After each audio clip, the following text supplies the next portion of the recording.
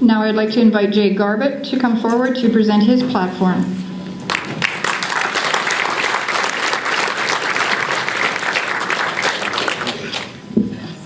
Thank you. The biggest challenge that I face as a candidate in this election is how to stand out from a group of candidates as large as this. How do you stand out when so many of the messages that we're sending about what we stand for all sound so similar? I want you, when you're deciding where to place your vote, to try to use two yardsticks that I feel are important. One is their credibility, and the other is their willingness to embrace change. With all due respect to my fellow candidates, saying that in this economic climate you stand for fiscal responsibility is about as profound as saying you breathe oxygen. We all do, it's a requirement. My measuring stick, if I was sitting where you are, is to ask, what have they done for Drumheller? And that's where our credibility flows from. In this regard, I hope that I would score high on anyone's scale. My contributions to this community have been in many different groups, primarily in leadership roles. Volunteering with the Drumheller Public Library Board showed me how to work with the town.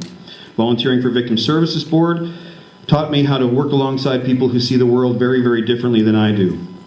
In chairing Beethoven in the Badlands, I had to jump off a cliff into uncharted waters and just keep swimming. Coaching soccer and hockey reminded me of the joy of accomplishment that comes through teamwork. And serving on the Olympic Torch Relay celebration taught me how to give in to something much bigger than myself and just do as I was told. And of course, volunteering on the Badlands Community Facility Steering Committee, I learned about patience and partnerships. And of course, having been the president of the Rotary Club, that taught me how to lead by listening to many different perspectives and still making the tough decisions.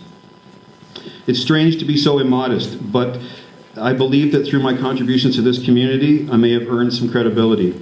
I've learned a lot about leading from those experiences, and since getting serious about running for council, I've been to every major community meeting, I've attended as many council meetings as possible, and I've spoken to as many residents as I can to get up to speed on the issues of today. I know that I have made those investments to get ready for this job. How many of you can say the same?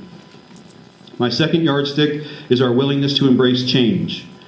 It's cliche to say that the only thing that's constant in the world is change. It just also happens to be true.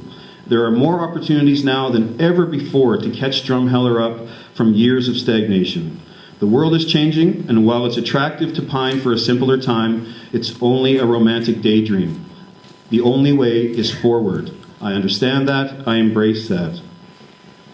We need to change. We need to find new ways to communicate, new ways to address today's challenges. My mother always was fond of saying, if you always do what you've always done, then you'll always get what you always got. Now is the time for renewal. Now is the time to get passionate about our town and its future. I know I'm ready. And I hope that you find those yardsticks meaningful, and perhaps I've earned the right to ask for your vote. Thank you.